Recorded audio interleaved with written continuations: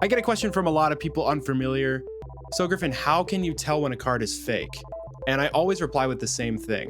If I handed you 100 cards and I said one of them was fake, you would be able to point it out, no problem, right? I mean, Pokemon cards are so consistent that the moment you see a small inconsistency, you instantly catch it. If you've ever held fake money in your hand, you can't quite put your finger on what it is about it that's different, but you know it's fake. You know what I mean? You can just feel it. Let's have a look at everything from fake cards to x-ray scanning to things probably happening in front of our own eyes that we don't even know about. I think it's time for a deep dive. You'll learn some lore along the way and you'll develop an armor against Pokemon scammers. So if they ever approach you, you can spot the differences. This is the Pokemon card Scams and Controversies Iceberg explained. Full disclaimer before we begin, many of these entries are controversies suggesting the possibility of scamming to occur, but whether or not it's really happening is unknown, as you'll see. Other entries are well known in the community that are common scam tactics, so just want to say this is for entertainment purposes only. I'm not like accusing anyone or anything. I'm just discussing what I've heard and seen. And also, the intent of this video is to educate you to not fall victim to these things. I do not condone the practice of any of these entries. Let's do it. First of all, if anyone's ever offering you free cards, remember that the only thing in life that's truly free is pressing the subscribe button. Okay, level 1, fake cards. I mean, this has got to be the original scam of like the Pokemon world, right? If something exists and it's very popular, there's probably fakes of it. I mean, this is at the top level of the iceberg for a reason. You know, always look out for fake cards. They exist. They are getting better, slightly better, but also a lot of them are actually getting worse. Which brings me to number 2, gold cards. I don't know when this trend picked up with these like fake manufacturers or whatever, but you've probably seen these before. They're like gold plated cards with the art etched into them. And oftentimes they have like memes. A lot of people fall victim for buying these because they just don't know what's happening these days with like Pokemon. They only know what was happening back in the day. And they see an art that they like and they think, oh, they must make gold cards now. And they just buy them. I think a lot of people do buy them knowing they're fake. And that's a discussion for another day. If you see these like all gold cards, they're probably fake. So look out for those. Don't let anyone tell you they're real. Scalpers. I wouldn't say that the act of scalping itself is a scam as much as just like a slimy business tactic. So I guess that would put this as the first entry under the like controversy side of things in this video. The card market ebbs and flows just like any other market, and naturally when it's at a high point, people gravitate toward it. When the Pokemon market gets really hot, you start to see images like these floating around on the internet of like fights outside of Walmart or whatever for cards. You know, all those people are most likely there to try to make a profit, do a quick flip and make some money. The way that I view this as a scam is like the amount of time that scalpers spend like waiting in line for hours at a time, driving out to the store, getting their product, bringing it home, listing it online, and maybe making like 20 bucks. It seems like scalping itself is a scam that's like promoted by other scalpers, because if you think about it, if you wait 4 hours in line to get $100 thing, sell it for 120, you made 20 bucks, but you worked for like 5 or 6 hours. So I think like there's this whole movement around Pokemon of like making quick money that's just not true. If you really want to sell cards for a living, just open a company and get like distribution. It's not that hard. I did it. You could do it. It's not that bad. PayPal F and F only. Yeah, this one's pretty self-explanatory if you're familiar with PayPal and how the whole card market works. A lot of people use PayPal as their main processing source, and it is a safe way to pay. You just always want to make sure you're using goods and services, which is an official exchange of goods through PayPal. So both the buyer and the seller are protected against things like theft or if your package gets lost. For example, if you buy something off of me, goods and services, I'm required to provide a tracking number when I ship it to you, and the funds are protected until that is marked as like delivered. Now, friends and family is pretty much the exact opposite if you're not familiar. Once you send the money, you can't ask for a refund. You can't get like a partial refund if there's like damage. So a lot of scammers will ask for F&F because they want to save on the fee. There's like a 3% fee, I think, for goods and services. And they kind of hide it under the fact that they want to save that fee. But in reality, they're not required to ship you anything. You just gave them money. Level 2. On level 2, we get to scams and controversies that an amateur might not recognize immediately, or they have a level of detail that isn't visible to someone who hasn't learned the hard way. Shield listings. Shill bidding is basically bidding on something with no intent to actually buy the thing. I think it's considered a form of fraud. So yeah, it's also illegal. But imagine a situation like this. You're at an auction house and somebody puts up a Charizard for sale, all right? Charizard for sale. Now, person A, we'll say they're over here, says to this person next to them, oh my gosh, this is such a cool Charizard. I would pay like $1,000 for this. And now person B hears that and goes, huh, really? And then looks over to that person's left and says, hey, this person wants to pay $1,000 for this Charizard. Would you bid it up to $999? And then he'll bid 1,000 and then nothing happens except it's a higher sale, right? So if person C over here bids it up to 1,000, well, they actually had no intention of buying that thing, but they drove up the price of the entire auction, right? So now person A had to pay $1,000 for something that might not have sold for that much. All right, so at the end of all this, you learn that person B and C owned the Charizard and sold it through the auction house. They would be shill bidding. That would be shill bidding, right? Raising the price of the auction so that it sells higher with no intent to actually buy it. It's pretty hard to tell when it's actually happening, like online, for example. There's no way to really know, but we do know that it happens somewhere in this world. Fake slabs. So for the uninitiated, there are a bunch of companies that will grade your card. So they authenticate it, they have it in a holder, and they give it a rating out of 10 for its condition. We call it a slab for some reason, I guess because it's like slabab. If you get a good rating on your card, it's going to sell for more than one that got a bad rating because people want that perfect copy, right? This opens the door for scammers to do what they do and make a fake version of it. So you'll see a lot of posts online of people with older slabs. They can't tell if they look legit. Something's off. Sometimes those fakes are accurate enough where it's kind of hard to tell. Certification number matches. The card is real. Everything looks good. Maybe something about the font or like, you know, like the color of the border. It's these little things that you have to look out for. Most of them nowadays have a QR code on the back, or you can look up the cert number. If you're not sure, ask the internet, I would say. You can ask me.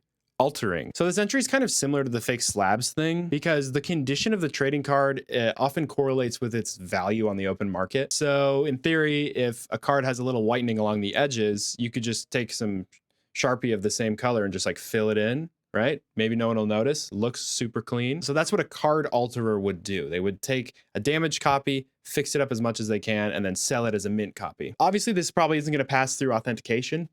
Unless you're really, really good at it. There are some people on the internet that seem to advertise a service where they can clean up your cards for you and still get them authenticated. And I'm pretty sure that is happening. Personally, I'm against that, but I will say if somebody alters it and it still gets authenticated by the companies that everyone looks to for authentication, there is kind of a philosophical question of like, well, wait, is it altered or was it just cleaned up? Again, definitely a controversy going on in the community right now. You see both sides of the argument. But if you see an inconsistency in the ink or like the color of your card, something looks a little off, like it might have been messed with, there is a chance it actually was altered. So look out for that. If anyone says that that doesn't matter when they try to sell you a card, no, it does matter. Dead product. So you actually don't see much of this in Pokemon, but you do see it in Weiss Schwarz, which I've made videos about in the past. So cards come in booster packs. Booster packs come in booster boxes, and booster boxes come in booster cases. In some card games, some instances, they actually provide a guarantee in that case. So if you buy a case of boxes and you know that there are 3 good cards spread out amongst those boxes, what a lot of people will do is open the boxes until they get the good 3 cards, and now they're left with a bunch of sealed boxes and they sell those online at full market price. Selling dead product is very frowned upon in the communities where like the guarantees exist. I would say this is a controversy happening right now. For sure, something to look out for in Weiss Schwarz especially. I don't think it happens much in Pokemon, but it could be. And I would just say, as always, buy from trusted sources. Make sure you trust the person you're buying from. You never know. Level 3. Level 3 gets into things that are so obscure and hard to catch that you just wouldn't look out for them naturally when you're buying cards. Resealed product. So new Pokemon cards come sealed in shrink wrap or in a booster pack, sealed. Resealers will buy a product, very carefully remove that shrink wrap, take out all of the good cards, fill it with a bunch of bulk, and then reseal it perfectly It's the exact same weight. You could never tell from the outside. There are some people who have executed it very, very well though. There have been records of resealed products being sold in like high-end auctions, vintage like Pokemon box worth like $20,000. And the worst part about it is you buy the product and then you open it and you find out it's fake. Most resealed stuff is pretty easy to spot, like there's visibly glue on the wrap, or it opens really weird, or it's loose, it's not really tight around the box. Sometimes people are so good at it that you just won't be able to tell. So keep an eye out for it. This is a photo listings. Okay, these are kind of rare and this is a bit of a meme entry, but this actually happened to my friend a few years back, so I just have to bring it up. Imagine a card goes up for auction, you're bidding on it, and you win it like for a great price. Nice. And then what shows up in the mail is a photocopy of the card. Well, if you had read the fine print of the listing, it actually said, this photo of this card is extremely rare and holographic and made in this year and blah, blah, blah. So technically they're not lying. They are selling a photo of a card, but they're manipulating their language in a way to make it seem like it's a card. And if you don't look closely, you don't notice that it's actually a photo of a card. You bought a photo of a card for like a bajillion dollars. It's just like ridiculous. My whole point of this one is just read the description carefully. Undisclosed repacks. Okay, so if some rando online has their own custom pack of Pokemon cards, they're probably finding out a way to make money off of you. The reason I put this into this level is like big brand shops were doing this for a while. They had like mystery products. If you already trust the brand, maybe you would be more inclined to trust a product being sold by that brand. And I think they took advantage of that. Okay, level 4, weighed product. A holographic card weighs like slightly more than a non-holographic card. If you had two of the same card and one had a little bit of holographic foil on it, and you had one of those little scales that like drug dealers use, you could see there's a difference in weight. So if a pack of Pokemon cards doesn't guarantee a holographic card and you weigh them all, the heavier ones are more likely to have a holographic card in them. So if a scammer is weighing their product, they're probably weighing all of the holographic ones, keeping those for themselves and then selling you the ones that don't have holographics in them. To their credit, a lot of sellers on live streams will actually weigh them for you and then ask you if you want to open it, which is cool. I respect that. You know, that's a way to use this for good. However, yeah, if it's just a loose pack on eBay or something, it's probably weighed. In fact, I would say it's likely weighed. And actually, those words mean the same thing. I would bet on it being weighed. Language manipulation. Okay, this one's kind of abstract. And it is related to the like, this is a photo thing, but you'll see that applied to authentic product as well. Sellers might word something in a very strange and specific way in order to sell something that's technically true, but not what you wanted. Here's an example. You see a booster box and it says, this is a booster box with the shrink wrap with 360 cards included. So if you trusted this person, you say, okay, yeah, it's a booster box sealed in the shrink wrap. And if you total up all the cards in the packs, there's 260. And then you get it in the mail and it's an opened box with shrink wrap on it and 260 bulk cards. Okay, level 5. All right, we're getting pretty deep now and these things are very rare. I can't point out any real instances of these things happening, but I've heard of them happening and they're kind of rumors. So we're getting into that kind of controversy area here. Cert swapping. So we know that a slab is legit because we can look up the cert number on it, right? Boom, easy, it's legit, I already know. Well, maybe not. So the scammer knows that this card, the one in this slab, will grade a 10 because it already graded a 10. Now they already have 15 extra copies of this card laying around in slightly worse condition that won't grade a 10. So in theory, if they carefully removed this 10 quality card from the slab and then slipped in one of those worse ones, sealed it, so it's completely convincing, you're looking at a legitimate card in pretty good condition, graded a 10. Now, the scammer would take their 10 quality card, the one that was originally in the slab, submit it again, rinse and repeat. I know this one seems like a lot of work, but if the difference between a 9 and a 10 of a card is thousands of dollars, scammers will find a way. I can't say I really have ever seen it or even heard of it, but rumors are circulating. CT scanning. Apparently there are services that will scan your Pokemon card packs with a medical grade CT scanner. So this is like upping the ante on like the card weighing idea by like 1 billion. You can literally see what the card is inside of it. The surrounding fear and a lot of the discussion is that someone could buy a box, scan through it, see which packs have the best hits, take those out, and then sell the rest of the packs. So now, even if it is a heavy pack and it has a holographic, They know that it's not even a good holographic. It's one of the shitty ones. Or they can literally just decide if a pack is worth opening or not because they know what's in it. Again, this isn't really a scam that I've seen anyone like fall victim to, but it's certainly a possibility with the tech being used this way. It seems like CT scanners are like $30,000 though. So the amount of effort and then like operating these things, like it's definitely not easy. Level 6. Okay, level 6 has ongoing controversies where there are arguments on both sides and kind of a lack of evidence to really hunt down how they're possible. Factory lifting. This photo shows a massive pile of unsleeved, like super rare Pokemon cards that were allegedly brought to a card shop owner by someone trying to sell them. It just raises so many questions. Like one, how is that even possible to get that many cards? Like those are all $100 cards or whatever. Like even if those were 10 bucks each, the value of that would just be insane. Number 2, why aren't they sleeved? Like usually people who are into this stuff take very good care of their cards. Sleeve it, you know, top loader, put it in a bag, put that bag in a thing between the, you know, cardboard or whatever. Obviously number 3, where did you get these? Where did you get that? How do you get that many? So yeah, people propose that these could have been stolen from the factory. It seems like a likely option just because of the sheer volume. And also nobody who was into cards this much would store them like that in like an unsleeved pile. Ultimately, this is the kind of thing that is just so hard to trace. People suspect that it's been stolen from a factory. There's just no way of knowing. It's a huge controversy right now. Playtest cards. Okay, I don't even really know where to start on this one.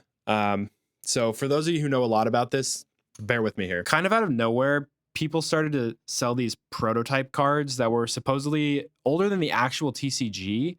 And they apparently trace back to some creators of the game. And as you've seen, there are just so many things to look out for in this community. So like instantly, a lot of people raise questions about their authenticity like right away. And a bunch of them were authenticated and sold at auction. And then after the fact, a user on Elite Forum pointed out that the ink dots on the cards contained printer metadata that proved they were printed in 2024, not 1990 whatever. They argued that these specific dots were left by a certain type of printer, and all of that information on there actually can tell you when and where this stuff was made. Honestly, when I look at them now, some of them do kind of just look like they were printed on a piece of paper. Like it almost brings us back to level 1 with just like fake cards, you know? From what I've read, some of them are real and some of them are fake. And there's a lot of controversy around where the fake ones came from and who was involved. I can't really find any in-depth conclusive evidence about it. So I guess it's just sort of this ongoing mystery. Level 7. All right, at this point, we're beyond controversy and we're moving into like thought experiments. We've seen how far people are willing to go to make money on their cards. So let's go theoretical here. Card printing. In theory, there could be a bunch of fakes being made right now that look so legit that no one can tell, including authenticators, and they're just like circulating around the market. I mean, if someone is to print an indistinguishably good fake right now, who's to say if it's real or not? I haven't even heard rumors about that one, but it could be possible, right? Level 8. This last one was like in the news and stuff, but I think it kind of wraps up the whole concept very well of this iceberg. Akabane. News outlets and a lot of people online are suggesting that Takumi Akabane, one of the co-creators of the game, could have been involved in some fake card printing at some point. This kind of calls us back to our very first thing, you know, fake cards.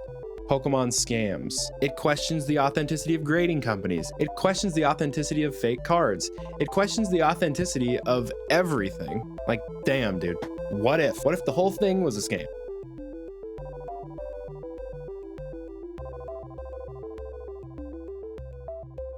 So that's it. That is the Pokemon cards scam and controversy iceberg. I hope you learned a thing or two. I hope you can much better recognize a misleading seller when you see one. It's been shown that there's no end to the creativity of these people, so be careful out there. If you enjoyed the video, please subscribe. Cheers.